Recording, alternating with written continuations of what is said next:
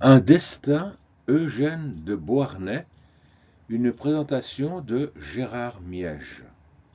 Chers amis et amis de l'histoire, aujourd'hui je vais vous présenter un autre personnage digne de figurer dans la grande saga des Bonaparte. En forme de préambule, je vais tout d'abord vous lire un extrait du livre d'Arthur Lévy consacré à Napoléon et Eugène de Beauharnais, paru en 1926 à Paris chez Calman Lévy. Je cite Arthur Lévy. Si les fées légendaires s'étaient réunies près du berceau d'Eugène de Beauharnais, elles auraient énoncé des prédictions tout aussi incroyables que celles imaginées par nos vieux conteurs. Elles auraient dit: ton père, Alexandre de Beauharnais, se trouvera être, étant donné ses fonctions, le premier personnage de France. Les bonnes gens t'appelleront le petit dauphin. Dauphin, tu le deviendras presque effectivement le jour où tu seras le fils adoptif du plus puissant empereur de la terre. Mais auparavant, tu auras vu ton père et ta mère jetés aux prisons.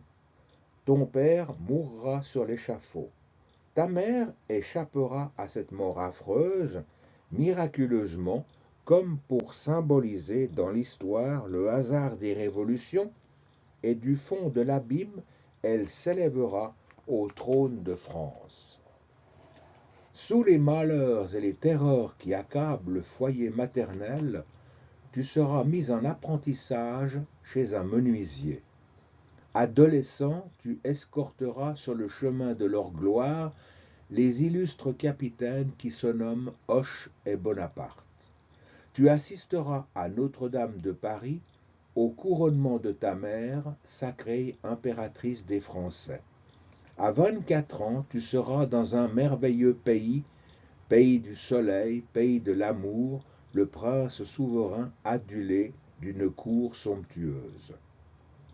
Par une grâce inconnue dans les mariages politiques, tu auras pour épouse une femme très belle, aimante, avec laquelle tu fonderas le ménage le plus heureux, le plus harmonieux qui se puisse voir.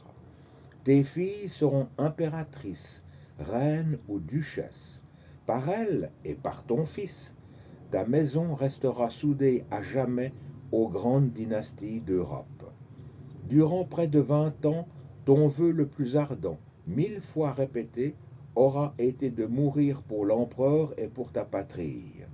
Mais hélas, impuissant à dominer ta passion pour ta femme, tu t'exileras toi-même en Bavière, chez un roi traître à la cause de ton pays. Et ce sera dans les ténèbres d'une église à Munich, parmi les tombes princières bavaroises, qu'il faudra chercher la sépulture d'Eugène Napoléon. Fin de citation. La jeunesse. Du mariage du vicomte Alexandre de Beauharnais avec Marie-Joseph-Rose Tacher de la Pagerie, dite Joséphine, tous deux originaires de la Martinique, naquit à Paris le 3 septembre 1781 Eugène de Beauharnais. À noter que ce sera sous le nom de Joséphine que sa mère se rendra célèbre. Leur mariage avait été mené avec une diligence surprenante par madame Renaudin, la tante de Joséphine. Son époux, M. Renaudin, était à cette époque le gérant des biens du marquis François de Beauharnais, ancien gouverneur de la Martinique et père d'Alexandre. Quand le marquis revint en France, plus précisément à Fontainebleau, madame Renaudin, qui lui était très attachée, le suivit en compagnie de sa nièce Joséphine, âgée de 16 ans. Et tambour battant, 6 semaines plus tard, le 13 décembre 1779, Joséphine épousait Alexandre, le fils du marquis âgé de 19 ans. Malheureusement, ce mariage, arrangé à la va-vite et sans trop demander l'assentiment des jeunes époux, se révéla rapidement être un fiasco. En effet, dissemblables par leur caractère, Joséphine était une petite provinciale quelque peu naïve, maladroite, balbutiante, ignorant les belles manières et n'espérant que le grand amour, alors qu'Alexandre était déjà presque un homme accompli. Il était beau et élégant, aimant la liberté et le badinage avec de jolies femmes. Il était donc bien éloigné des grands sentiments qui enflammaient le cœur de sa jeune épouse, et dès le début, leur mariage sembla être voué à l'échec. Ainsi, après avoir sacrifié quelques jours pour honorer son épouse, Alexandre reprit sa vie de garçon, fréquentant assidûment les salons à la mode. Et pourtant, malgré cette vie quelque peu dissolue, Joséphine accoucha le 3 septembre 1781 de son premier enfant, auquel on donna le nom d'Eugène Rose. 2 mois plus tard, délaissant Joséphine, Alexandre prenait la poudre d'escampette et allait durant plusieurs mois visiter l'Italie.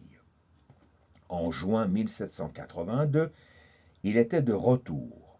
Pendant 2 mois, il se montra affectueux avec Joséphine, mais bien vite il se lassa de la vie conjugale et en automne 1782, engagé au sein du régiment de Sarre-Infanterie, il se porta volontaire pour combattre les Anglais à la Martinique.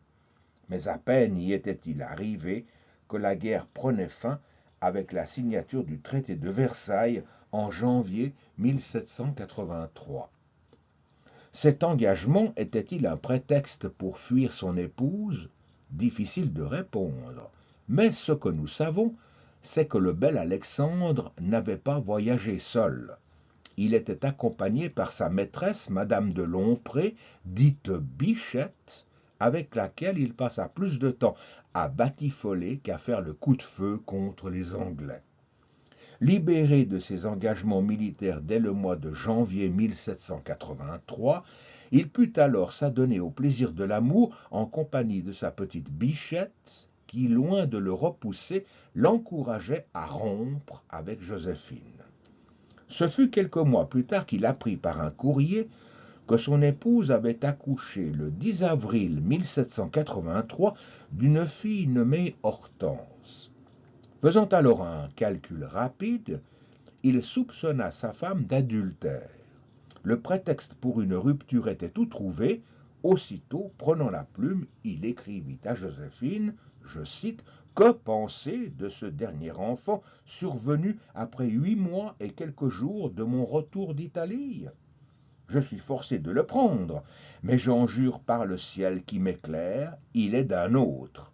C'est un sang étranger qui coule dans ses veines. Prenez donc vos arrangements, ayez la bonté de vous rendre au couvent sitôt ma lettre reçue, c'est mon dernier mot. » Fin de citation. Le 26 octobre 1783, à peine arrivé à Paris, et le divorce étant interdit, il exigea que Joséphine quittât le foyer conjugal et s'installât à l'abbaye de Pantémon, où elle devait demeurer avec son fils Eugène, alors que la petite Hortense était confiée à Madame Renaudin, la tante de Joséphine.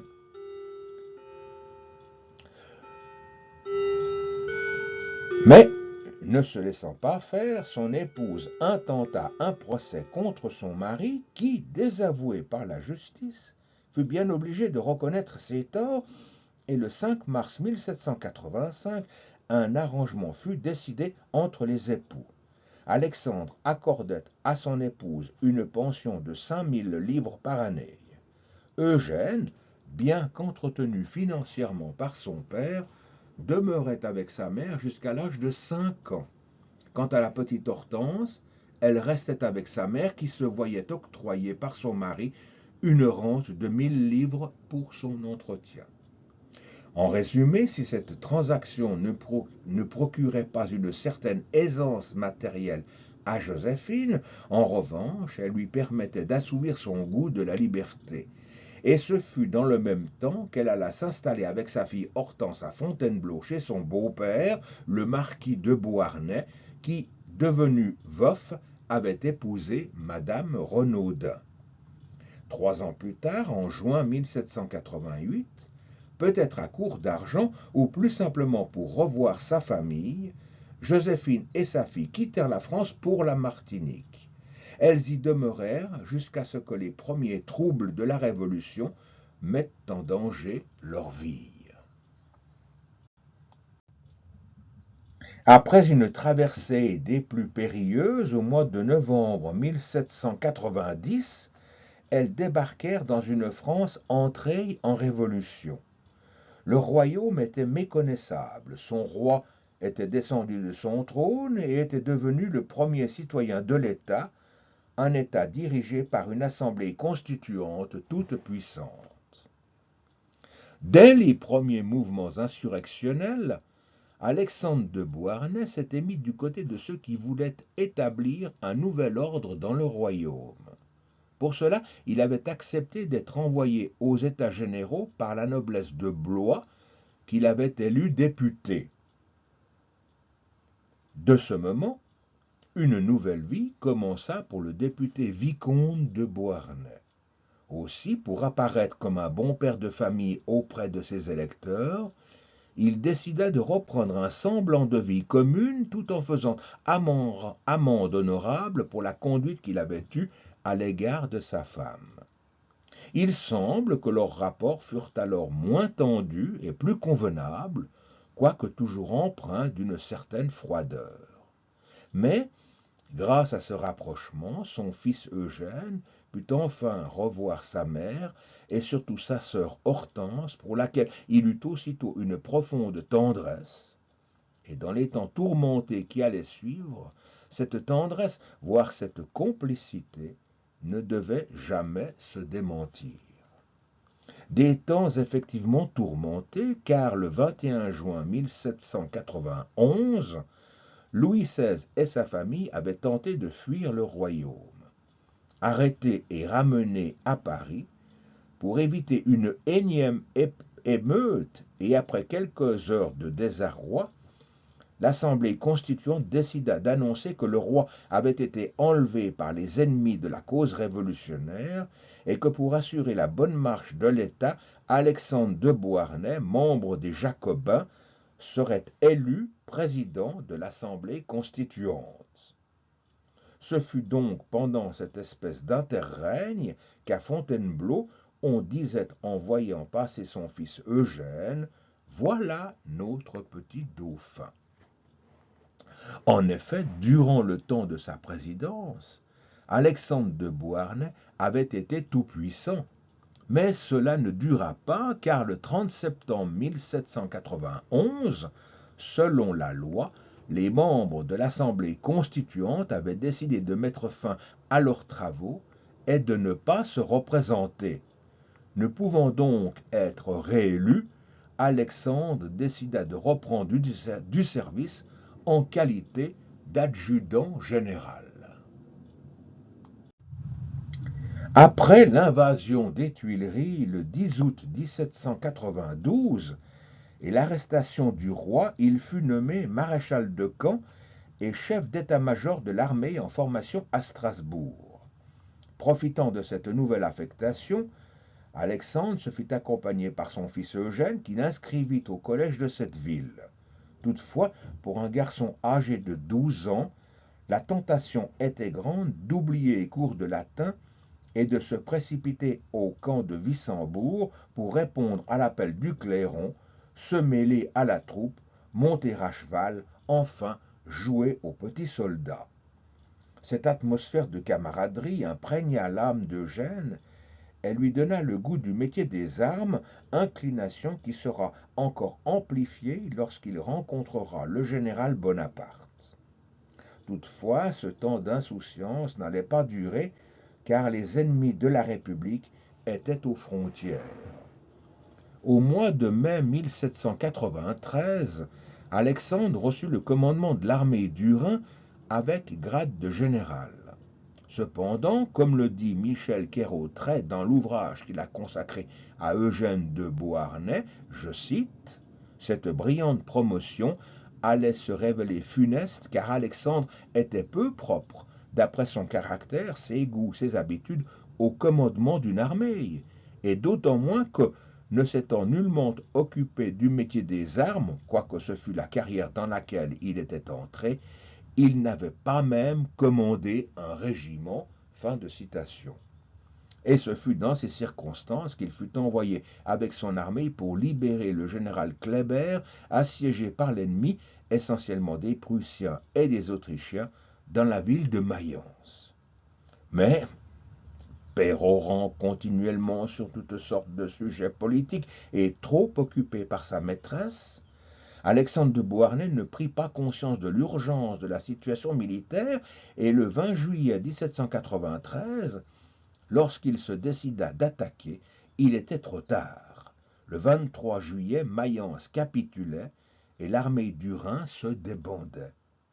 Cette défaite allait marquer la fin de sa carrière militaire et le début de graves ennuis, car la Convention, très marquée par sa haine de la noblesse et surtout des militaires issus de cette caste, ne lui pardonna pas et l'accusa rapidement de traîtrise.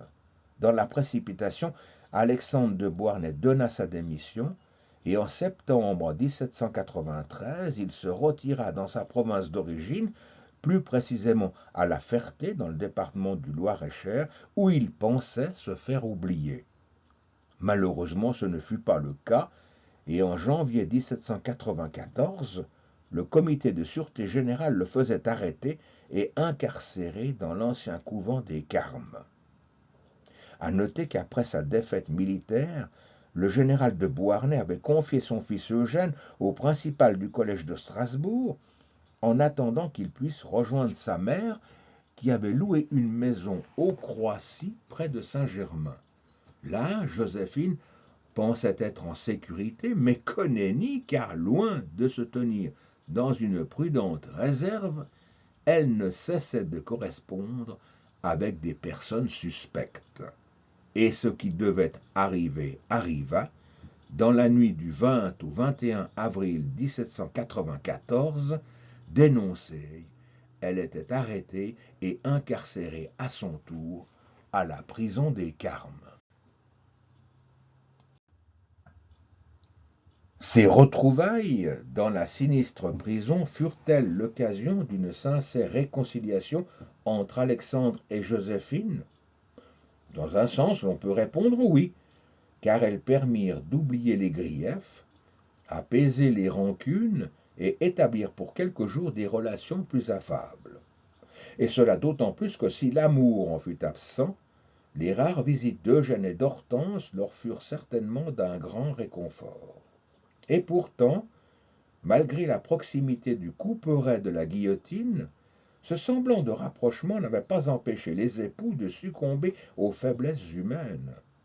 Alexandre s'était pris de passion pour la belle Delphine de Custine, alors que le cœur de Joséphine battait pour le très beau général Lazare Hoche, incarcéré quelques jours avant elle aux Carmes. Mais ces idylles allaient bientôt prendre fin, et comme le dit le prince Eugène dans ses mémoires, je cite, « 4 jours avant la chute de Robespierre, c'est-à-dire le 5 Thermidor en 2, 23 juillet 1794, mon père perdit la tête sur l'échafaud. Il avait embrassé avec chaleur les principes de la Révolution parce qu'il connaissait les abus qu'il avait à mener. Il périt comme une partie de l'élite de France, victime de son attachement à des principes dont tant d'honnêtes gens se promettaient pour leur pays un bonheur et une gloire sans tache. Ces derniers vœux furent pour le retour de l'ordre et de la justice dans sa patrie, et pour la réhabilitation de sa mémoire et de celle de tant d'autres illustres victimes de cette époque. Ma mère ne fut rendue à la liberté que quelque temps après, le 6 août 1794. J'étais trop jeune alors pour apprécier dans toute leur étendue les malheurs de ma patrie, mais je sentais bien vivement la perte que je venais de faire. Par suite d'un arrêté du gouvernement qui obligeait les enfants des nobles à apprendre un métier, je fus mis en apprentissage chez un menuisier et ma sœur Hortense chez une couturière. Je ne sortis de là que pour être placé près du général Hoche, auquel mon père m'avait recommandé quelque temps avant sa mort. Je fis pendant plusieurs mois le service d'officier d'ordonnance près de ce général, et je commençai alors, pendant qu'il commanda l'armée de Cherbourg et plus tard celle de l'Ouest, à pratiquer la vie de soldat. Le maître était sévère, et l'école, pour avoir été dure, n'en a pas été moins bonne. Fin de citation. Comme le dit le prince Eugène, sa mère quitta la prison des Carmes le 6 août 1794 et revint habiter à la rue Saint-Dominique, où elle eut la joie de revoir ses deux enfants. Cependant, passé le moment des retrouvailles, elle fut confrontée à d'innombrables difficultés financières aggravées par la dépréciation continuelle des assignats. Deux hommes lui vinrent alors en aide. Le général Lazare Hoche, avec lequel elle poursuivit sa relation amoureuse commencée en prison, et qui prit en charge son fils Eugène, et surtout Paul de Barras, le futur chef du directoire, qui fut non seulement son amant et son soutien financier, ce qui lui permit de louer pour la modique somme de 10 000 livres l'hôtel de Julie Talma à la rue Chantereine, mais encore plus celui qui l'introduisit dans la nouvelle haute société issue de la Révolution. Il faut dire que la vie que mena la veuve Beauharnais entre sa libération et sa rencontre avec le général Bonaparte fut marquée par une certaine licence de mœurs, chose compréhensible pour une femme qui avait frôlé la mort de si près. Quant à Eugène, après quelques mois passés comme jeune aide de camp auprès du général Hoche, en août 1795, sa mère l'inscrivit au collège irlandais de Saint-Germain-en-Laye, alors que la petite Hortense était placée dans la même ville à l'institut dirigé par madame Campan. N'ayant plus à charge ses enfants, Joséphine put alors s'adonner à une vie toute faite de frivolité. Il faut dire qu'après les affres de la prison, elle s'était métamorphosée en une créole séduisante. Sa langueur, ses yeux noirs pleins de feu et son teint mat avaient une attraction magique auquel bien peu d'hommes résistaient. Joséphine raffolait de cette nouvelle existence. Accompagnée par la célèbre Madame Tallien, l'épouse de Jean-Lambert Tallien, l'ennemi de Robespierre, Joséphine n'avait de cesse de fréquenter les salons à la mode où elle rencontra pour la première fois le jeune général Bonaparte. Ce devait être dans le courant du mois d'octobre 1795. Or, à cette époque, la situation politique était très difficile. La dureté des temps, l'inflation, la guerre de tous côtés avaient fini par miner le moral de la population. Les royalistes, relevant la tête, voulurent tenter un coup de force contre la Convention. Cernés, les parlementaires ordonnèrent à Paul de Barras d'y mettre fin. Pour y parvenir, Barras confia alors le commandement au général Bonaparte, qui s'était déjà fait une certaine réputation en reprenant Toulon aux Anglais au mois de décembre 1793. Le 13 Vendémiaire, en 5 octobre 1795, sans état d'âme et grâce aux 40 canons que Murat avait enlevés au camp des Sablons, Bonaparte écrasa les insurgés sur les marches de l'église Saint-Roch. Alors tout alla très vite. Le 25 octobre 1795, Bonaparte était nommé général en chef de l'armée de l'intérieur et le lendemain 26 octobre, la Convention prenait fin et fut remplacée par un nouveau gouvernement, le Directoire, à la tête duquel Barras s'attribua la première place. Aussitôt informée de la promotion de celui qu'elle avait croisé dans les salons de Madame Tallien et chez Barras, toujours impatiente de plaire aux puissants, Joséphine désira faire plus ample connaissance avec ce général Bonaparte devenu du jour au lendemain si important.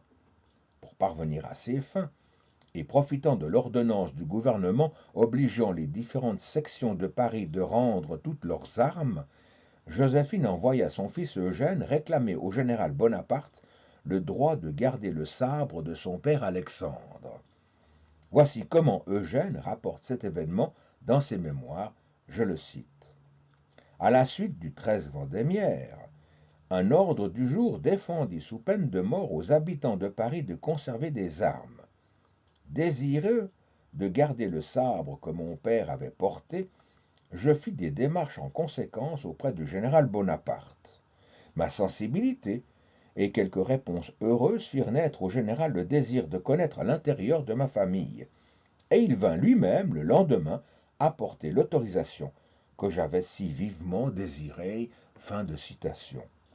En effet, Bonaparte ne se fit pas prier, et dès le lendemain, fasciné par Joséphine, il n'eut de cesse d'aller la saluer, et selon ses propres dires, ses visites devinrent rapidement intimes et tendres.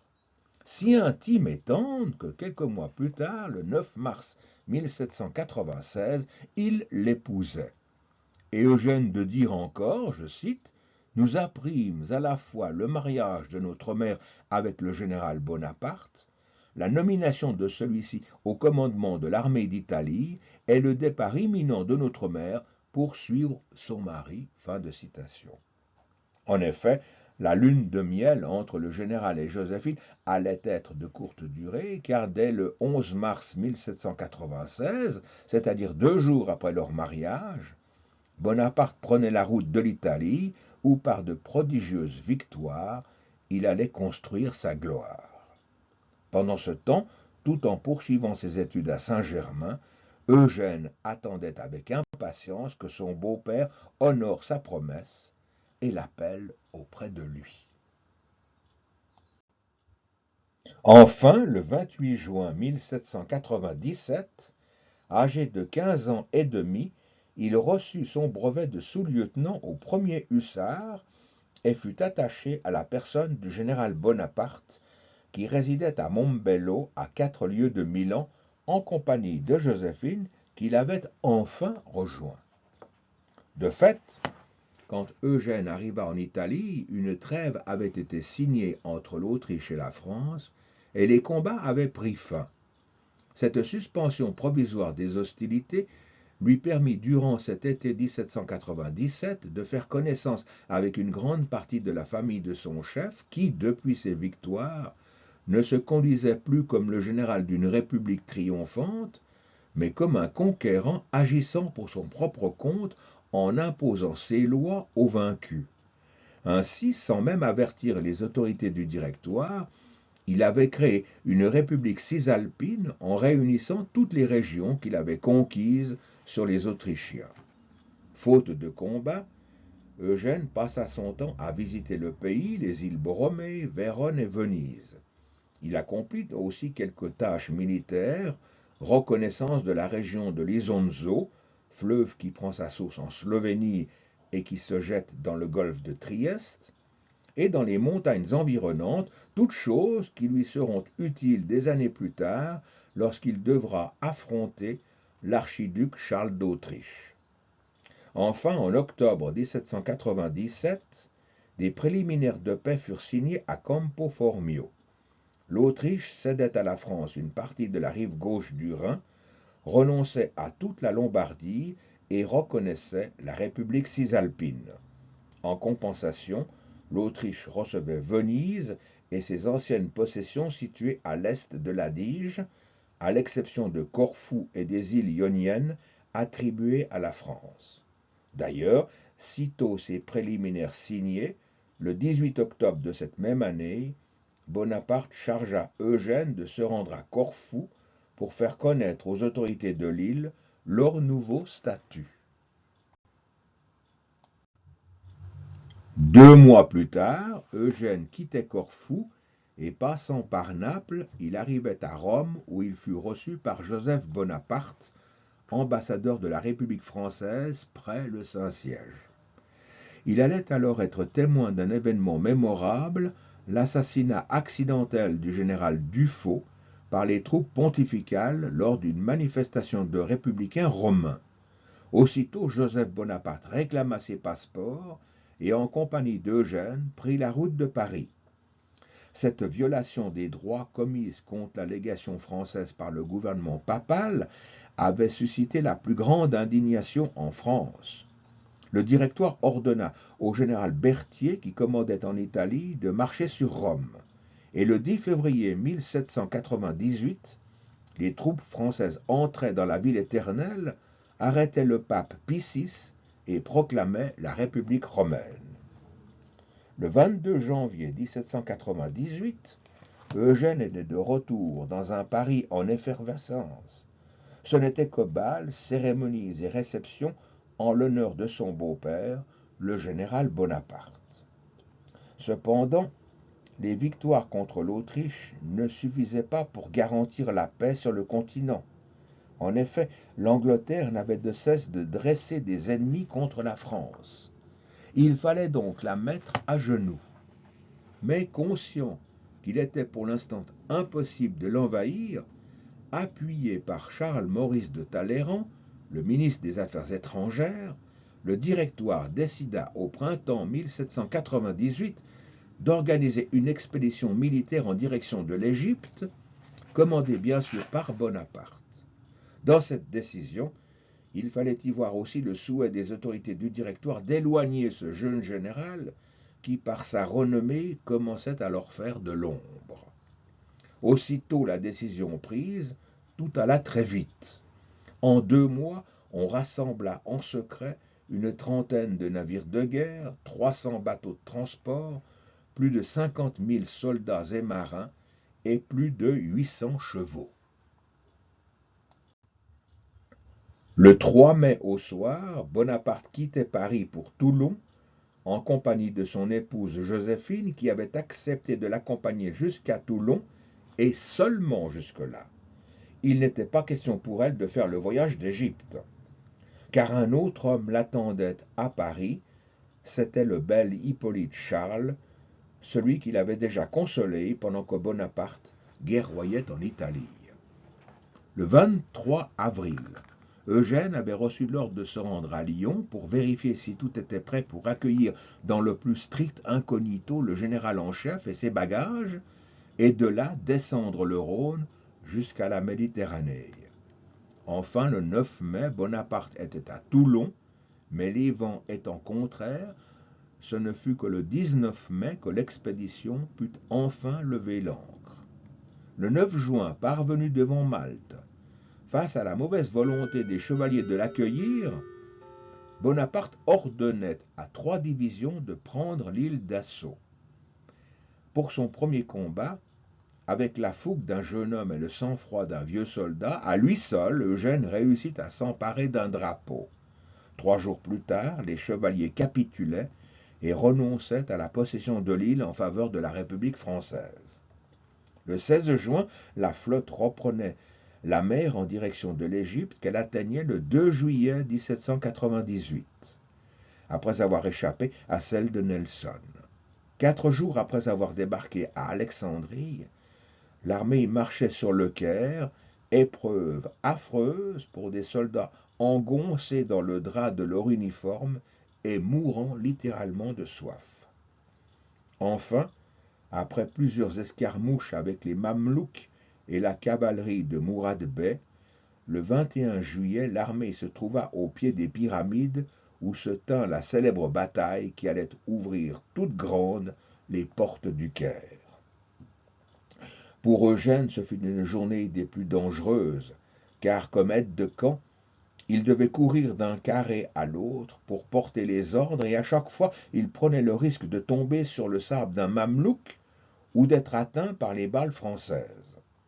Son ignorance des dangers et son ardeur lui valurent bientôt une sévère remontrance de Bonaparte, je cite, « Jeune homme, apprenez que dans notre métier, il ne faut jamais courir au devant du danger. Il faut se borner à faire son devoir, le bien faire, et arrive ce qu'il plaira à Dieu. » Fin de citation. Bien sûr, Eugène prit ce conseil au sérieux et durant cette campagne d'Égypte, s'il se montra à de nombreuses occasions courageux et même téméraire, il sut se garder des nombreux périls de la guerre. Peut-être était-ce dû aussi à la protection particulière de Bonaparte qui, au fil du temps, s'était pris d'une tendresse quasi paternelle pour son beau-fils.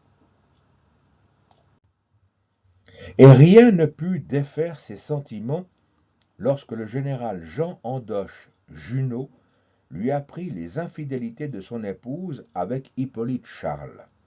Fou de rage d'être ainsi la risée de son entourage, Bonaparte s'écria « Joséphine, m'avoir ainsi trompé, elle, malheur à eux, j'exterminerai ces traces de freluquets et de blondins.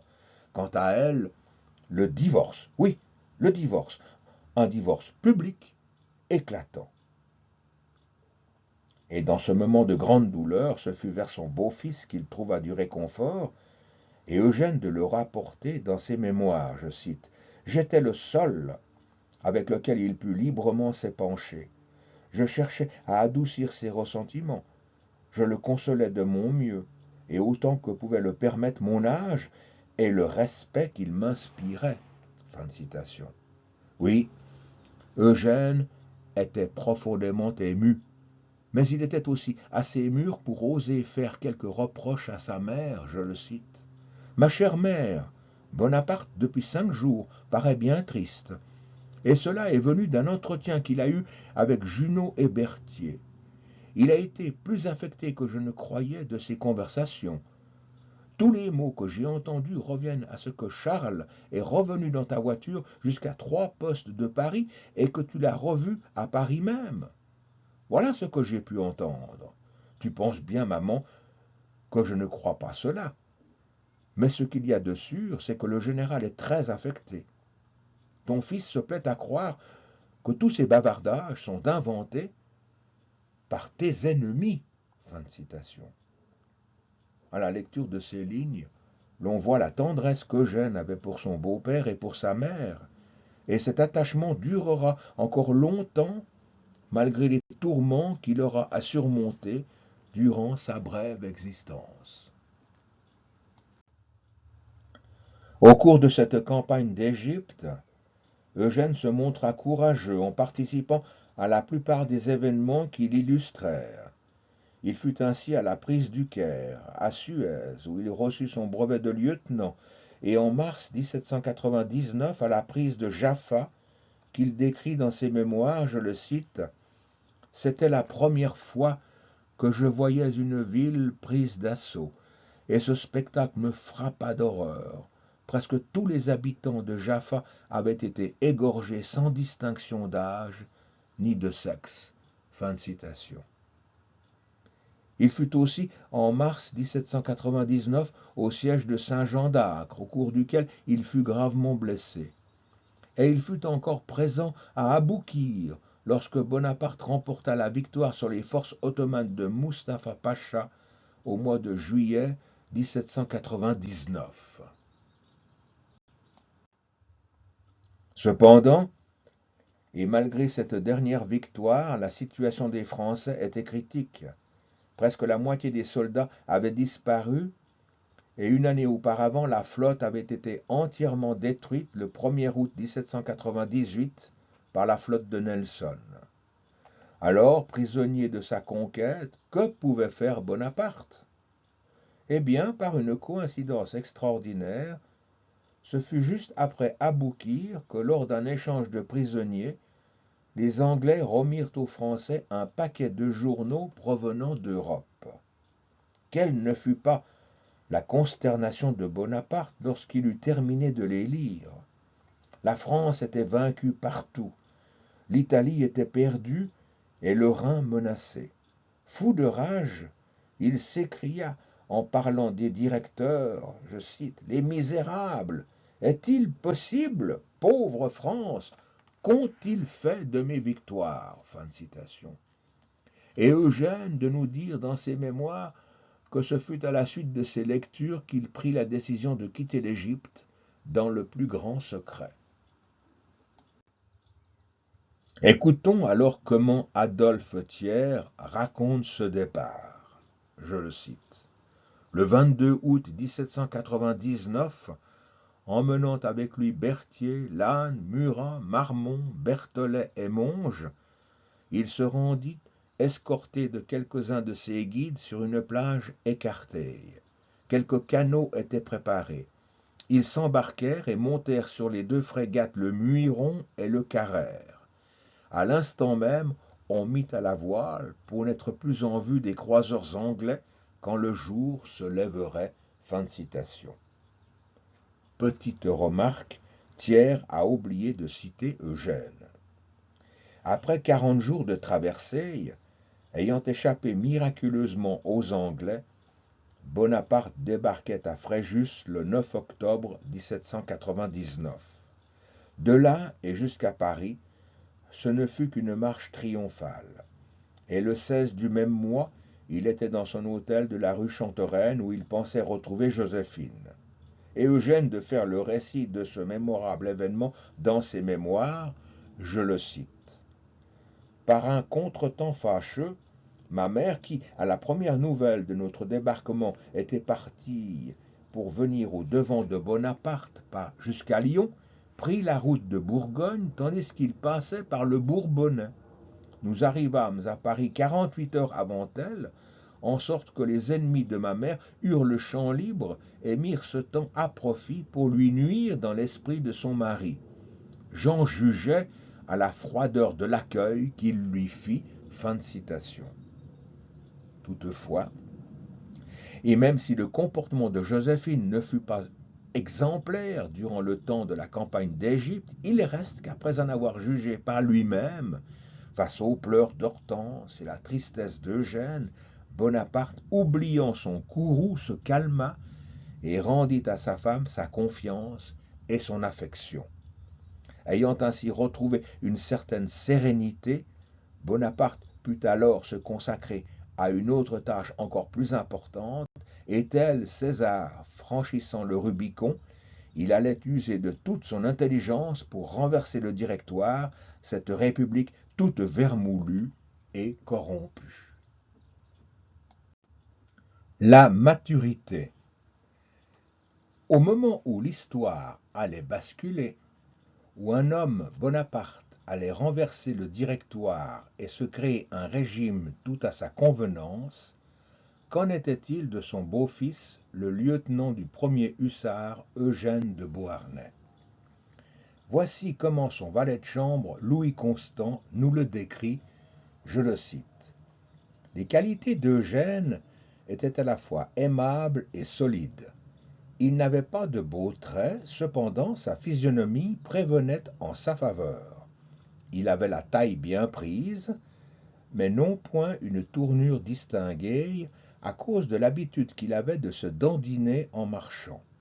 Il avait encore 5 pieds 3 à 4 pouces, environ 1,71 m. Il était bon, gai, aimable, plein d'esprit, vif, généreux. Et l'on peut dire que sa physionomie franche et ouverte était bien le miroir de son âme. Fin de citation. Cet agréable jeune homme était avant tout un bon compagnon, aimant la vie et festoyant volontiers avec les gens du théâtre français. Je cite. Comme on peut le croire, ces réunions étaient extrêmement gaies. Les jeunes officiers surtout ceux comme Eugène, qui revenaient de l'expédition d'Égypte, ne cherchaient qu'à se dédommager des privations récentes qu'ils avaient eu à souffrir. Fin de citation. Depuis le retour triomphal du général Bonaparte, une grande agitation régnait à Paris et chacun de sentir qu'il se préparait un grand événement. Il était temps de mettre un terme au Directoire. Après le coup d'État des 18 et 19 Brumaire en 10, 9 et 10 novembre 1799, un nouveau régime fut mis en place, le consulat, bien sûr dirigé par Bonaparte. Encore trop jeune et peu initié aux affaires publiques, Eugène n'y tint pratiquement aucun rôle, si ce n'est de transmettre d'un côté et d'un autre des correspondances plus ou moins secrètes. Outre ces occupations assez rébarbatives, pendant que le nouveau régime prenait ses marques, Eugène passa l'hiver 1799 à peaufiner son instruction militaire, car ce qu'il ambitionnait, c'était d'être admis au sein de l'armée. Son attente ne fut pas longue, et au début de l'année 1800, le premier consul le nommait capitaine d'un corps en formation, les chasseurs à cheval de la garde du consulat, et il fut placé sous les ordres du commandant Jean-Baptiste Bessières. Plein d'allant, Eugène n'eut pas à attendre longtemps avant d'aller au feu, car dès le printemps 1800, n'ayant pu convaincre les nations européennes du désir de la France d'être en paix avec ses voisins, Bonaparte se décida à la guerre. Dans cette seconde campagne d'Italie, qui débuta au mois de mai 1800, Eugène et sa cavalerie prirent une part non négligeable. Ainsi, à Marengo, la charge qu'il mena fut admirable, bien que sur les 115 chevaux de sa compagnie, il en perdit près de la moitié. Toutefois, sa bravoure lui valut d'être nommé chef d'escadron. Le lendemain de cette bataille, au nom de Bonaparte, le général Dupont de l'Étang signait le 15 juin 1800 avec le général autrichien Mélas la capitulation d'Alexandria. Le 16 juin, Eugène, à la tête de sa compagnie, accompagnait Bonaparte jusqu'à Milan. De là, il avait reçu l'ordre d'amener à Paris les 18 drapeaux pris à l'ennemi. Passant par le Petit Saint-Bernard et par Genève, où les autorités le reçurent avec beaucoup d'égards, il parvint à Paris le 14 juillet 1800. Dans ses mémoires, il écrivait au sujet de ces événements, je le cite, « Nous arrivâmes à Paris de manière à entrer dans cette ville à 10 heures du matin et fûmes droit aux Tuileries, d'où nous nous rendîmes aux Invalides avec le premier consul pour y déposer les drapeaux. On alla ensuite au Champ de Mars, où la grande fête avait lieu. Les troupes des dépôts de la garde, par leur propreté et leur belle tenue, offraient un contraste frappant avec celles qui revenaient de l'armée d'Italie, maigres, harassées et couvertes de poussière. Mais ce contraste ne fit que redoubler l'enthousiasme et la vénération qu'inspirait aux Parisiens la présence de nos braves soldats. Nous fîmes le tour du Champ de Mars devant la foule innombrable qui couvrait le talus et qui nous accueillit partout avec un tonnerre d'applaudissements et d'acclamations. Ce fut un des plus beaux moments de ma vie. » Fin de citation. Quelque temps plus tard, des rumeurs d'attentats parvinrent aux oreilles du premier consul. Pour les prévenir, il doubla les grenadiers et les chasseurs à cheval d'Eugène, et un premier attentat fut ainsi déjoué à l'Opéra le 10 octobre 1800. Et Bonaparte de s'exclamer « J'avais avec moi un piquet de cette brave garde. » Eh bien, ce piquet, c'était Eugène et ses chasseurs. Malheureusement, un autre attentat survint, celui dit de Nivaux, c'est-à-dire le 24 décembre 1800, et seule la fortune permit à Bonaparte de rester en vie.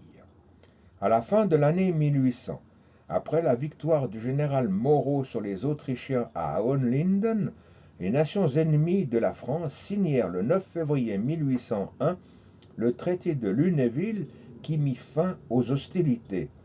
Libéré pour un temps des soucis de la guerre, Bonaparte put alors se consacrer à la consolidation de son pouvoir.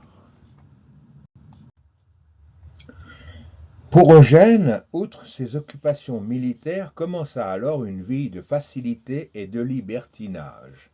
Il badinait, folâtrait et lutinait. Son succès auprès des femmes lui était facilité par sa position de beau-fils du premier consul, qui lui avait fait cadeau du domaine de la Jonchère à Bougival, domaine proche de celui de la Malmaison acquis par Joséphine en avril 1799, mais payé par Bonaparte à son retour d'Égypte. Dans cette belle propriété, tous les intimes du premier consul se retrouvaient. Il y avait là Joséphine, Hortense, la famille Bonaparte, des officiers, ceux d'Italie et d'Égypte, et bien sûr, Eugène.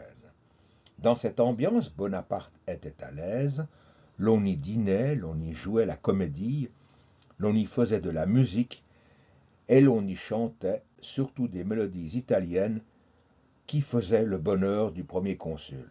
Bref, l'on y vivait agréablement. Tout cela n'éloignait pas Eugène de ses devoirs, et bientôt en 1802, le premier consul le nommait colonel, puis général de brigade, à charge de surveiller les barrières et les boulevards extérieurs de Paris. Toutefois, après le 3 août 1802, l'ambiance autour de Bonaparte changea, car par un plébiscite, il avait été nommé consul à vie avec possibilité de se choisir un successeur. Ce changement d'état laissait présager de grands bouleversements, peut-être même le retour à une certaine étiquette, voire à l'émergence d'une nouvelle cour. Il y avait donc des places, des honneurs et des revenus à en attendre. Pour le dire plus simplement, c'était l'Empire qui se profilait à l'horizon. Et Arthur Lévy d'écrire, je cite, à cette perspective, l'harmonie qui avait semblé jusque-là unir les familles Bonaparte et Beauharnais ne fut pas de longue durée. Elle se rompit pour ne jamais se ressouder lorsqu'à la fin de 1803 commença à se poser dans les milieux politiques la question du rétablissement de l'Empire et de l'hérédité de la couronne. De plus, l'affection que le futur empereur témoignait publiquement à Eugène causa de fortes inquiétudes aux frères et sœurs de Napoléon. Ils s'affolaient tous à la crainte de voir surgir la candidature du jeune Beauharnais. Fin de citation. Ces craintes étaient peut-être justifiées quand on sait que Bonaparte avait au mois de janvier 1802 uni son jeune frère Louis avec Hortense, la fille de Joséphine. Bien sûr, cette union avait soulevé les foudres du clan Bonaparte, qui n'avait de cesse de se plaindre de cette mésalliance et de quémander pour eux-mêmes des places et des honneurs. Irrité par leur comportement, le premier consul finit par s'exclamer, je le cite, « Il est bien facile à monsieur Joseph de me faire des scènes. Quand il m'a fait celle de l'autre jour, il n'a eu qu'à s'en aller, chasser et s'amuser dans sa propriété de Mortefontaine, et moi, en le quittant, j'ai devant moi toute l'Europe pour ennemie. Et ils disent que ma femme est fausse et que les empressements de ses enfants sont étudiés. Ma femme est une bonne femme, qui ne leur fait point de mal. Elle se contente d'avoir des diamants, de belles robes, bref, les misères de son âge, et elle est toujours en butte à leur persécution. J'aime Eugène et Hortense, parce qu'ils sont toujours empressés à me plaire. J'aime Hortense, oui, je l'aime. Elle et son frère prennent toujours mon parti, même contre leur mère quand elle se fâche. Si je ne trouvais pas un peu de douceur dans ma vie domestique, je serais aussi trop malheureux. Fin de citation. Ce fut dans cette ambiance malsaine que le couronnement du nouvel empereur des Français fut célébré le 2 décembre 1804. Nous connaissons la violente scène que fit Julie Clary, l'épouse de Joseph, lorsqu'elle fut priée de porter ce qu'elle appelait dédaigneusement la robe de Joséphine. Il fallut lui expliquer que ce n'était pas une robe, mais le manteau impérial, et que selon l'étiquette des anciennes monarchies, ce devoir revenait aux premières princesses de la famille. Quel contraste alors avec l'attitude d'Eugène qui accepta de n'être pas admis aux premières places. Tout au contraire, il fut fier de marcher au 5e rang derrière les maréchaux. C'était sa place, celle de son grade et de son emploi de colonel général des chasseurs de la garde.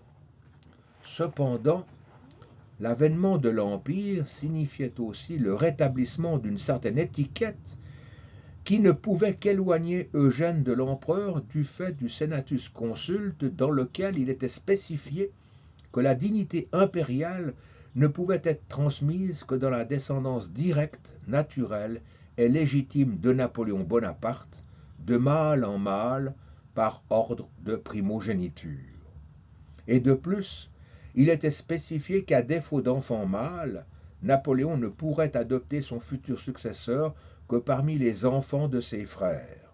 Le droit du sang restait donc primordial et excluait Eugène. Loin de s'en offusquer, il accepta sans broncher ni jalousie. Il refusa même une place de chambellan. Les festivités du couronnement à peine terminées, la politique reprit ses droits. En effet, devenu empereur des Français, Napoléon décida de transformer la République cisalpine en royaume et de nommer son frère Joseph roi d'Italie. Mais, craignant de perdre son droit au trône de France au cas où son auguste frère viendrait à disparaître, Joseph refusa. Napoléon décida alors de ceindre pour lui-même la couronne d'Italie et, dans le plus grand secret, de nommer son beau-fils Eugène de Beauharnais vice-roi. Ainsi, le 21 janvier 1805, Eugène reçut l'ordre de se rendre à Milan afin de superviser les préparatifs du couronnement de l'empereur comme roi d'Italie. Alors qu'il approchait de Lyon, quelle ne fut pas sa surprise de recevoir copie d'un courrier que l'empereur avait adressé au Sénat, je cite: « Nous avons nommé notre beau-fils Eugène de Beauharnais archi-chancelier d'État de l'Empire. De tous les actes de notre pouvoir, il n'en est aucun qui soit plus doux à notre cœur. Élevé par nos soins et sous nos yeux depuis son enfance, il s'est rendu digne d'imiter et avec l'aide de Dieu de surpasser un jour les exemples et les leçons que nous lui avons données.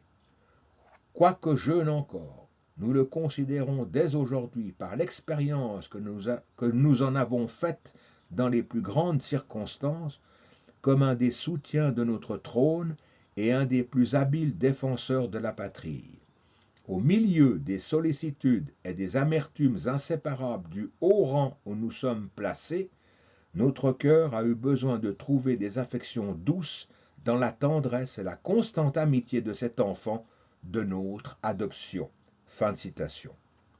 À noter que son adoption officielle ne fut faite qu'à l'occasion de son mariage en janvier 1806. Le couronnement de Napoléon comme roi d'Italie eut lieu le dimanche 26 mai 1805. La messe se tint au dôme de Milan et fut célébrée par le cardinal Caprara, celui qui, en 1801, de concert avec le premier consul, avait travaillé à la mise en place du Concordat. Le 7 juin, un décret définissait les attributions d'Eugène. Il n'était que dépositaire de l'autorité du roi. Il présidait le Conseil d'État et commandait les troupes italiennes. En revanche, seul Napoléon pouvait statuer sur la convocation ou l'ajournement du corps législatif, sur la convocation des collèges électoraux, sur les travaux publics et les crédits annuels des ministères. En un sens, Eugène devait avoir l'air de régner, mais ne pas régner. Situation qui plus tard déplaira fortement à son épouse Auguste de Bavière, qui s'en plaindra à moult reprises. De fait, le rôle que dut jouer Eugène fut délicat pour un homme sans expérience diplomatique. D'ailleurs, Napoléon s'en aperçut rapidement et son comportement vis-à-vis de son beau-fils se fit alors beaucoup plus sévère. Ainsi, avant de regagner la France, Napoléon lui avait laissé une lettre d'une dizaine de pages d'instructions. J'en cite quelques lignes. « En vous confiant le gouvernement de notre royaume d'Italie, nous vous avons donné une preuve de l'estime que votre conduite nous a inspirée pour vous. Mais vous êtes encore dans un âge où l'on ne connaît pas la perversité du cœur humain. Nous ne saurions vous recommander trop de circonspection et de prudence. Parlez le moins possible. Vous n'êtes pas assez instruit et votre éducation n'a pas été assez soignée pour que vous puissiez vous livrer à des discussions. Sachez écouter et soyez sûr que le silence produit souvent le même effet que la science. Présidez peu le Conseil d'État, Vous n'avez pas assez de connaissances pour le présider avec succès. Ne prenez jamais la parole au conseil, on vous écouterait sans vous répondre, mais on verrait aussitôt que vous n'êtes pas en force pour discuter une matière. On ne mesure pas la force d'un prince qui se tait. Ne montrez pas trop d'empressement aux étrangers. Il n'y a jamais rien à gagner avec eux. Un ambassadeur ne dira jamais du bien de vous parce que son métier est de dire du mal. Les ministres étrangers sont, dans la force du terme, des espions titrés. Écrivez-moi chaque jour ce qui vous sera arrivé. Ce n'est que successivement que vous apprendrez comment j'envisage chaque question et chaque objet. Ne montrez mes lettres à qui que ce soit, et sous quelque prétexte que ce puisse être. On ne doit pas savoir que je vous écris. Vous aurez à réprimer chez les Français qui sont près de chez vous la disposition qui les porte à mépriser le pays, d'autant plus que la mélancolie s'y joindra, car le français n'est bien nulle part qu'en France. Environnez-vous de préférence de jeunes gens du pays, les vieux ne sont bons à rien. Enfin, soyez inflexibles pour les fripons. C'est une victoire gagnée pour l'administration que la découverte d'un comptable infidèle. Fin de citation. Ce fut ainsi que commença la vice-royauté d'Eugène. Des lettres, des conseils de l'empereur, il allait en être submergé. De même, chacun de ses actes, il dut lui en faire part, non point dans les grandes lignes, mais en détail, même les plus infimes. Plein d'admiration, on peut dire d'adoration pour son beau-père, Eugène s'efforçait de prendre, au pied de la lettre, le programme qui lui était tracé, et gare à tout manquement, car avec sa vivacité coutumière, rien n'échappait à l'empereur, et Eugène tremblait à l'idée de lui déplaire. À la moindre négligence, au moindre faux pas, surtout celui de ne pas respecter les prérogatives de Napoléon, c'était alors une avalanche de reproches, telle cette lettre qu'il fit écrire par Duroc, le grand maréchal du palais, je cite, « Monseigneur, aujourd'hui sa majesté est mécontente, très mécontente de vous. Vous outrepassez vos pouvoirs, vous faites des choses qui n'appartiennent qu'à elle seule. Dans aucun cas, urgence ou excès de zèle, il ne faut faire ce qui appartient à l'empereur et roi. Il ne le voudra jamais. » Fin de citation. À ces remontrances, Eugène répondit, je le cite, « Sire, c'est avec la plus vive douleur que j'ai appris que votre majesté est mécontente de ma conduite.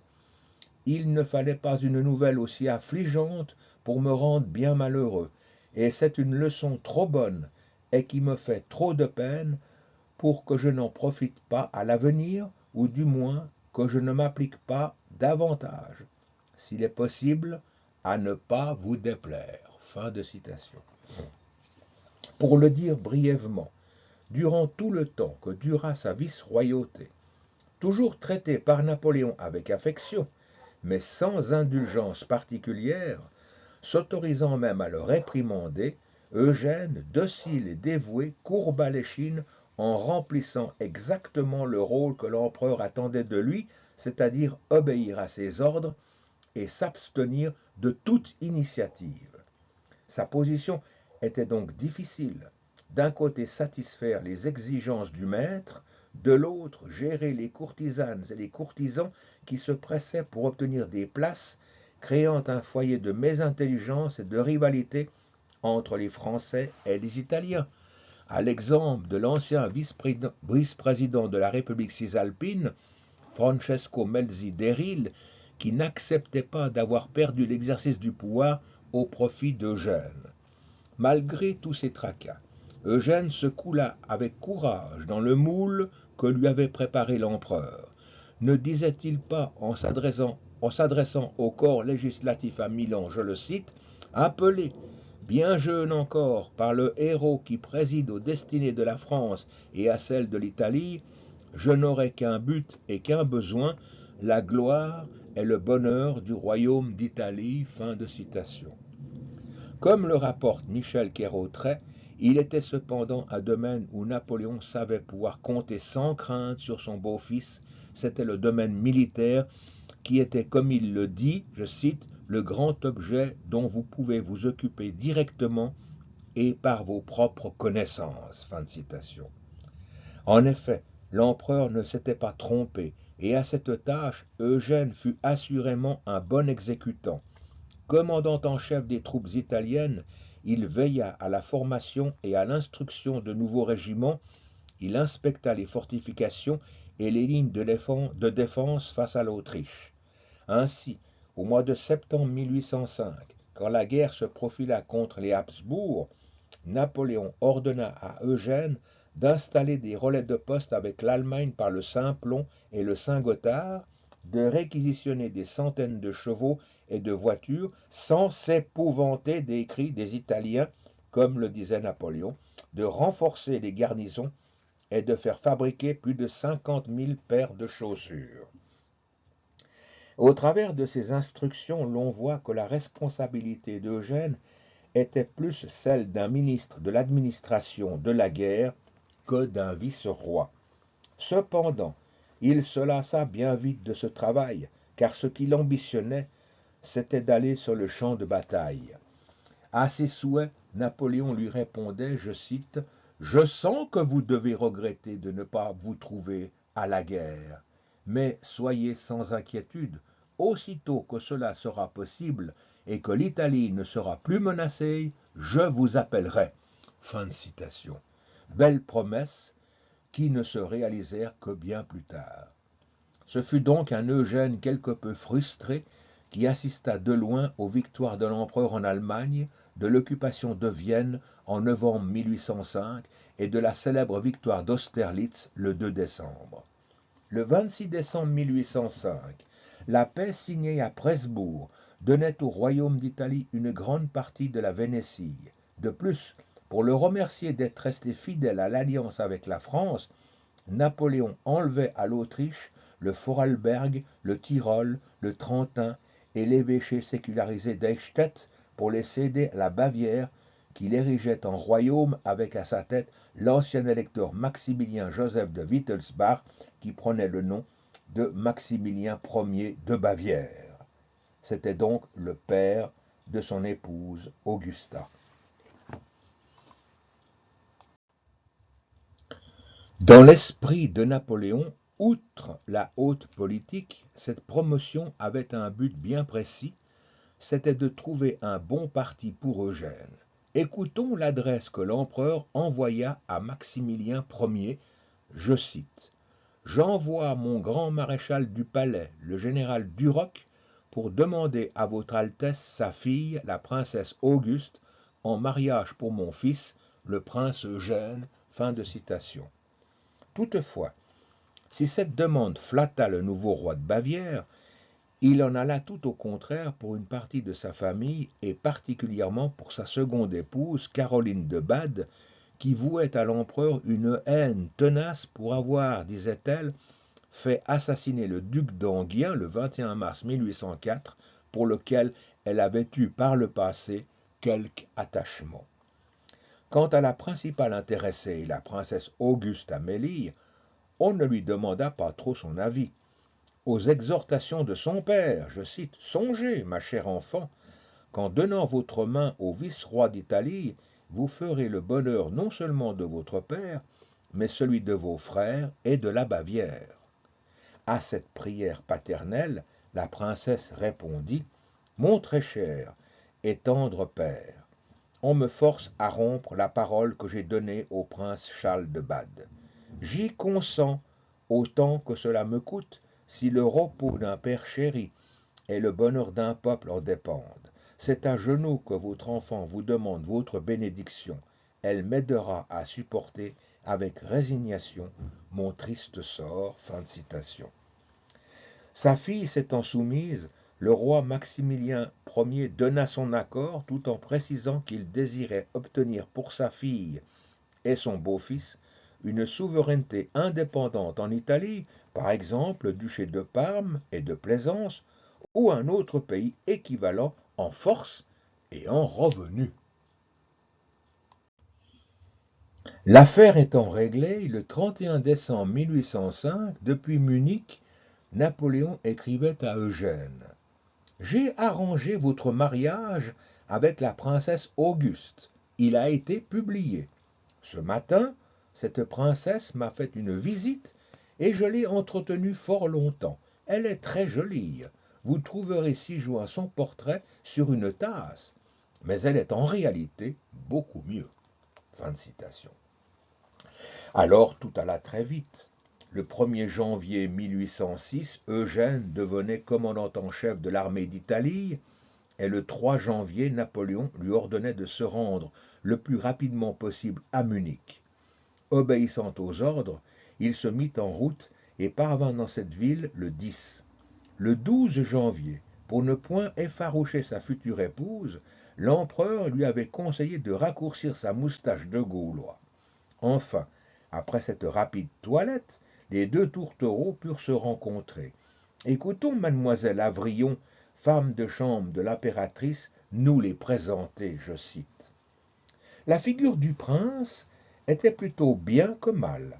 Sa taille était ordinaire mais bien proportionnée, et il était parfaitement fait.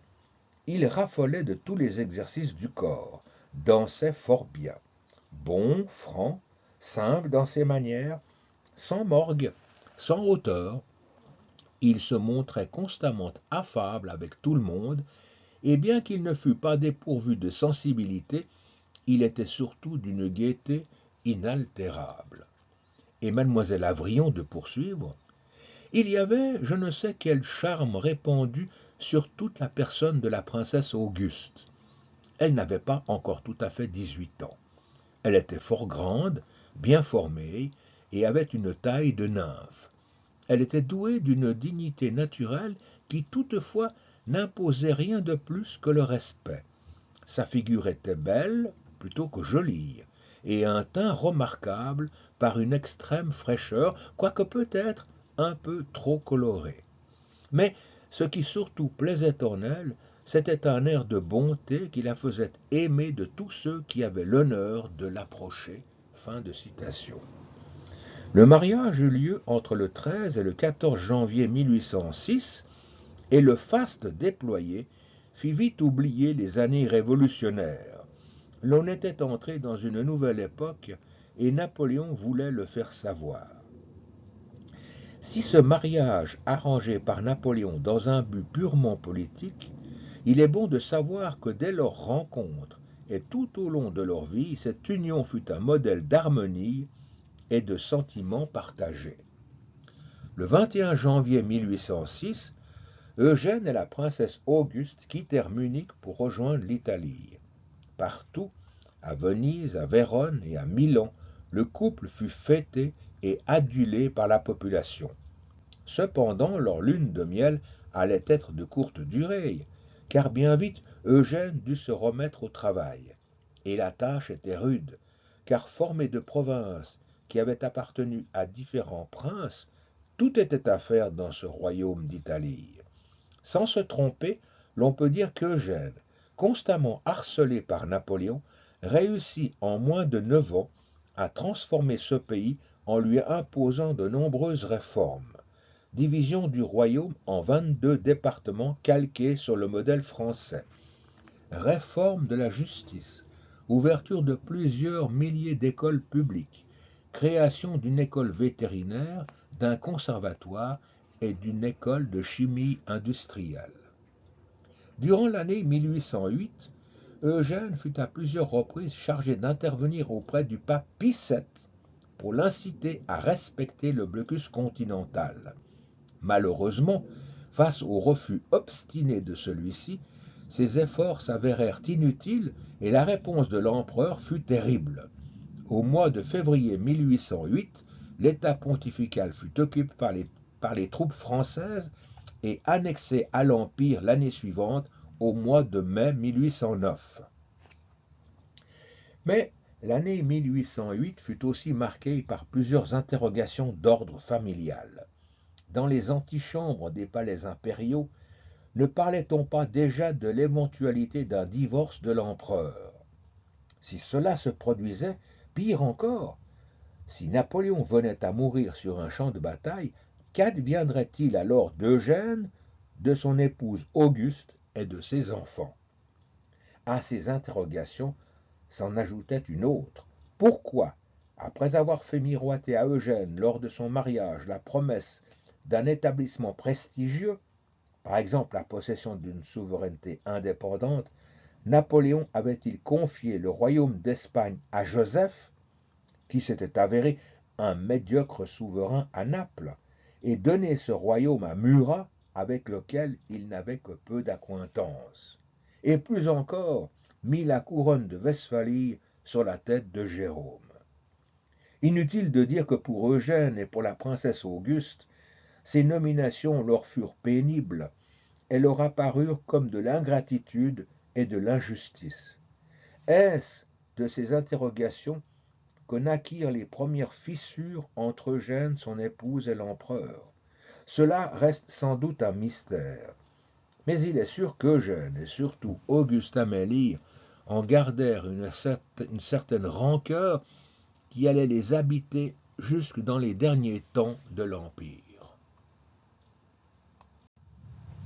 Si Napoléon avait confié à Eugène un énorme travail d'administrateur, tâche qui lui pesait beaucoup et qu'il avait pourtant accomplie avec diligence et sans discuter, en revanche, dans le même temps, il avait été occupé au remodelage de l'armée d'Italie, et l'on peut dire que dans ce travail, il était dans son élément.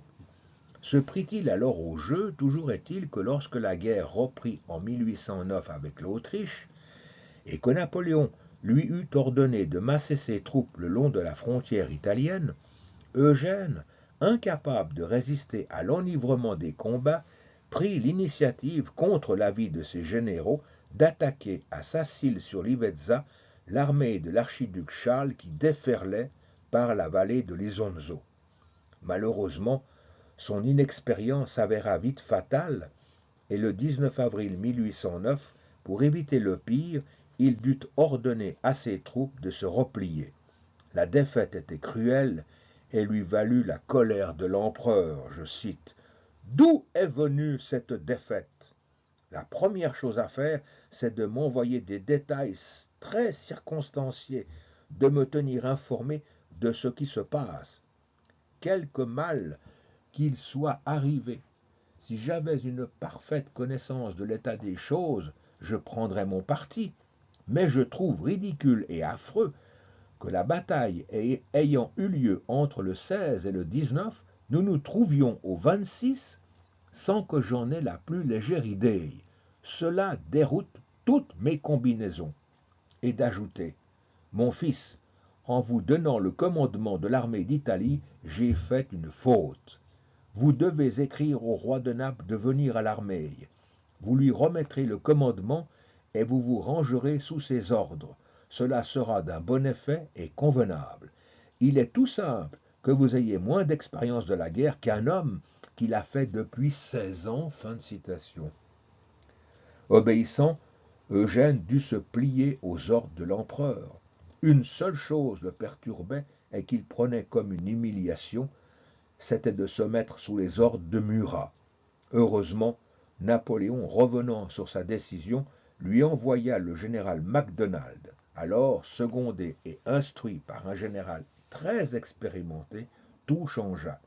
Le 22 avril 1809, sitôt après la déroute autrichienne à Eckmühl, passant la frontière, l'armée d'Eugène et de Macdonald fondit sur l'ennemi, et le 14 juin 1809, la victoire de Raab en Hongrie effaçait la honte de la défaite de Sacile, et Napoléon de s'écrier quand il l'apprit, « Je vous félicite sur la bataille de Raab. C'est une petite fille de Friedland et de Marengo. » Après quelques semaines passées à Vienne en compagnie de l'empereur, Eugène revint à Milan tout auréolé de gloire pour retrouver sa chère Auguste. Malheureusement, il n'allait pas goûter longtemps aux joies familiales car le 26 novembre 1809, il recevait l'ordre de se rendre à Fontainebleau dans les plus brefs délais. À peine arrivée, sa sœur Hortense, le visage décomposé, lui annonça la décision de Napoléon de se séparer de sa chère Joséphine. Pour Eugène, cette décision impériale lui porta un coup terrible, car il y voyait l'écroulement de ses illusions, ou plutôt de tout ce que, par l'acte d'adoption, l'empereur lui avait promis, et en premier lieu, la succession au trône d'Italie. Plus encore, le jour du divorce, le 15 décembre 1809, ce fut à Eugène que fut confiée la tâche de lire devant l'ensemble des sénateurs la proclamation dudit divorce. Je cite: Vous venez d'entendre la lecture du Senatus Consulte soumis à votre délibération. Je crois devoir, dans cette circonstance, manifester les sentiments dont ma famille est animée. Ma mère, ma sœur et moi, nous devons tout à l'empereur. Il a été pour nous un véritable père. Il trouvera en nous, dans tous les temps, des enfants dévoués et des sujets soumis. Il importe au bonheur de la France que le fondateur de cette quatrième dynastie vieillisse environné d'une descendance directe qui soit notre garantie à tous, comme le gage de la gloire de la patrie. Les larmes qu'a coûté cette résolution à l'empereur suffisent à la gloire de ma mère. Dans la situation où elle va se trouver, elle ne sera pas étrangère par ses vœux ou par ses sentiments aux nouvelles prospérités qui nous attendent, et ce sera avec une satisfaction mêlée d'orgueil qu'elle verra tout ce que ses sacrifices auront produit d'heureux pour la patrie et son empereur. Fin de citation. Malgré ces belles paroles, il est certain que Eugène et son épouse Auguste durent se poser bien des questions sur leur avenir, et ils surent aussi que, dès ce moment, la vice-reine ne ressentit plus autant d'affection pour l'empereur, et cela peut expliquer sa conduite quand viendront les heures noires de l'Empire. Le 2 avril 1810, après le remariage de Napoléon avec Marie-Louise d'Autriche, Eugène et Auguste revinrent à Milan et le 9 décembre, la princesse accouchait d'un premier fils Auguste, futur duc de Leuchtenberg. De cette date et jusqu'en avril 1812, Eugène consacra son temps à gérer, sous la houlette sévère de Napoléon, le royaume d'Italie. D'une main ferme, il s'attela à réorganiser l'administration intérieure, à rétablir les finances, à développer l'agriculture et à mater quelques tentatives d'insurrection. Cependant, à cause du blocus continental, la contrebande entre l'Italie et les régions méridionales de la Confédération helvétique se faisant de plus en plus forte, pour résoudre ce problème, en novembre 1810, Napoléon annexa le Valais, jusqu'alors république rhodanienne, qui fut érigée en département du Simplon et fit occuper le Tessin par des troupes franco-italiennes. Au mois de mars 1811, alors qu'Eugène se trouvait à Paris pour assister aux couches de l'impératrice Marie-Louise, il entendit des rumeurs laissant penser à l'éventualité d'une guerre avec la Russie.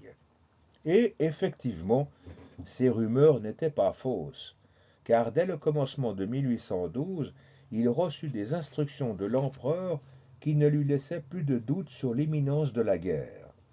Il lui fallait, dans les plus brefs délais, constituer un quatrième corps d'armée comptant environ 40 000 hommes et 5 000 chevaux qui devait rejoindre la grande armée en Haute-Silésie, région située dans le sud-ouest de la Pologne actuelle. Lui-même, en avril 1812, se rendit d'abord à Paris où il reçut de l'empereur des ordres plus précis. Puis il se mit en route et parvint en Pologne le 15 mai. Le 29 juin, il passait le Niémen avec l'armée franco-italienne. Un mois plus tard, inlassablement optimiste et subjugué par ce qu'il appelait son très beau commandement, Eugène n'avait toujours pas pris conscience de la gravité de la situation. En juillet, alors qu'il se trouvait au sud de Polotsk, ne s'écriait-il pas encore, je le cite, « C'est sans contredit la plus belle campagne de l'empereur » et je ne serais point étonné qu'il obtint une belle paix sans de grandes batailles, car je crois que les Russes l'évitent toujours, et ils font bien, car ils ne sont pas de force. » Fin de citation. À la lecture de cette lettre adressée à sa femme, il apparaît qu'Eugène était complètement aveuglé par son enthousiasme. Mais cela allait vite changer, et lorsque les événements militaires commencèrent à mal tourner pour l'armée, Eugène sut gagner l'estime de l'empereur par sa bravoure. Ainsi, à la bataille de la Moskova le 7 septembre, en tentant de prendre à plusieurs reprises la grande redoute de Borodino, il s'était montré vaillant. Après l'incendie de Moscou et la décision de Napoléon de retraiter en direction de Smolensk, où l'armée pourrait prendre ses quartiers d'hiver, Eugène avait été admirable aux batailles de Malo-Yaroslavets et de Vyazma. Enfin, en novembre 1812, après le passage de la Bérésina, prenant conscience de la situation, Eugène s'écria, je le cite, « Le climat nous a décimés. Cette belle et grande armée n'est plus rien du tout. Nos pertes sont immenses. Sur la grande route, nos amis, nos camarades meurent de misère, de fatigue et de froid. Les Italiens tombent comme des mouches. Heureux ceux qui reverront leur foyer, c'est tout ce que j'ambitionne. Je ne veux plus de gloire, cela coûte trop cher. » Fin de citation. Cependant, avant de revoir son foyer, une lourde tâche allait échoir à Eugène. Le 5 décembre 1812, avant son départ pour Paris, l'empereur, après moult discussions avec son état-major, avait décidé de donner le commandement à Murat. Cette décision s'avéra catastrophique, car conscient que cette calamiteuse campagne de Russie allait peut-être entraîner la chute de l'Empire, Murat n'avait qu'une idée en tête, échapper le plus rapidement possible aux Cosaques et rejoindre son royaume de Naples. Pour cela, le 9 décembre, il ordonna à ce qu'il restait de l'armée de passer le Niémen pour aller prendre ses quartiers d'hiver en Pologne et en Prusse. Puis, à la surprise de tous, le 15 janvier 1813, il renonçait à son commandement au profit d'Eugène. Homme de devoir, le vice-roi accepta et fit parvenir un rapport à l'empereur dans lequel il lui expliquait l'effrayant bilan des 6 semaines du commandement de Murat, l'armée dispersée de tous côtés, sans instruction et sans ravitaillement. C'était vraiment le début de la fin. Et dès février, les Russes reprenaient l'offensive. Passant la Vistule, ils forçaient à ce qu'il restait de l'armée impériale à se replier derrière l'Oder. Sans entrer dans les détails de la campagne de 1813, l'on peut dire que si Eugène se montra un bon soldat, un bon organisateur, qu'il se battait avec courage et beaucoup de sang-froid, toujours obéissant aux innombrables ordres de l'empereur, il était dénué de tout génie militaire, et malheureusement ses qualités ne contrebalançaient pas ses défauts. De plus, la plupart des maréchaux s'étant déjà éloignés du champ de bataille, laissés seuls, la tâche s'avéra trop lourde pour le vice-roi. Et cela s'aggrava lorsque les Prussiens et les Autrichiens firent défection. Le 9 mai 1813, après la bataille victorieuse de Lutzen, Eugène rencontra pour la dernière fois Napoléon à Dresde. Sitôt après cette entrevue, fatigué par cette très dure campagne, mais aussi par les sévères remontrances de Napoléon sur sa façon de diriger l'armée, telle celle-ci que l'empereur avait adressée au maréchal Berthier, je cite, « Écrivez au vice-roi qu'il marche beaucoup trop lentement, qu'il occupe beaucoup de place, qu'il embarrasse la marche. » Fin de citation. Eugène demanda un congé et le 18 mai, il était de retour à Milan où il retrouvait sa chère Auguste. Toutefois, bien vite, poussé par Napoléon, il dut se remettre au travail et reconstituer de nouveaux régiments, son armée ayant perdu beaucoup d'hommes en Russie. Le 8 octobre 1813, nouvelle catastrophe, il reçut une lettre de son beau-père, le roi de Bavière, lui annonçant sa rupture avec Napoléon et son alliance avec les puissances coalisées. Après l'avoir lu et en accord avec son épouse, Eugène lui répondit, je le cite, « Vous me connaissez assez, j'en suis sûr, pour être convaincu que dans cette pénible circonstance, je ne m'écarterai pas un instant de la ligne de l'honneur ni de mes devoirs. » Fin de citation. Ces quelques mots fixèrent le destin d'Eugène, et malgré quelques prouesses, en quelques semaines, tout allait être perdu. La défaite de Napoléon entre le 16 et le 18 octobre à Leipzig, la ligne de défense au nord du royaume d'Italie bousculée par les Autrichiens, et le 20 décembre, la trahison de Murat. En février 1814, Eugène recevait l'ordre d'abandonner les places fortes italiennes et de se porter avec son armée à Turin en vue de franchir les Alpes. Que s'est-il alors passé dans la tête d'Eugène? Pourquoi, et pour la première fois, n'a-t-il pas obéi aux ordres? Pensait-il par là sauver le royaume d'Italie? Bien des questions auxquelles il est difficile de répondre. Toujours est-il qu'il resta à Milan, quelque peu dépassé par les événements qui de jour en jour allaient conduire le 6 avril 1814 à l'abdication de Napoléon, mettant ainsi fin à sa vice-royauté.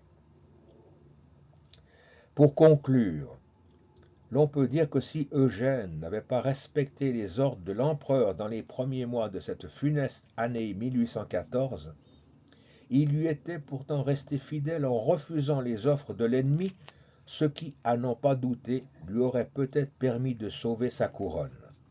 Le 27 avril 1814, Eugène de Beauharnais et la princesse Auguste de Bavière quittaient définitivement le royaume d'Italie et se rendaient à Munich auprès de Maximilien Joseph, le roi de Bavière. À noter que lors du retour de Napoléon au printemps 1815, pour éviter d'être arrêté, Eugène refusa de rejoindre l'empereur et resta prudemment en Bavière. Après des années de tumulte, et ayant obtenu la principauté d'Eichstätt et le titre de prince de Leuchtenberg, Eugène allait pouvoir goûter auprès de son épouse un repos bien mérité. Il s'éteignit à Munich le 21 février 1824, âgé de 42 ans, à la suite d'une attaque d'apoplexie. Sa tombe se trouve dans la crypte de l'église Saint-Michel à Munich.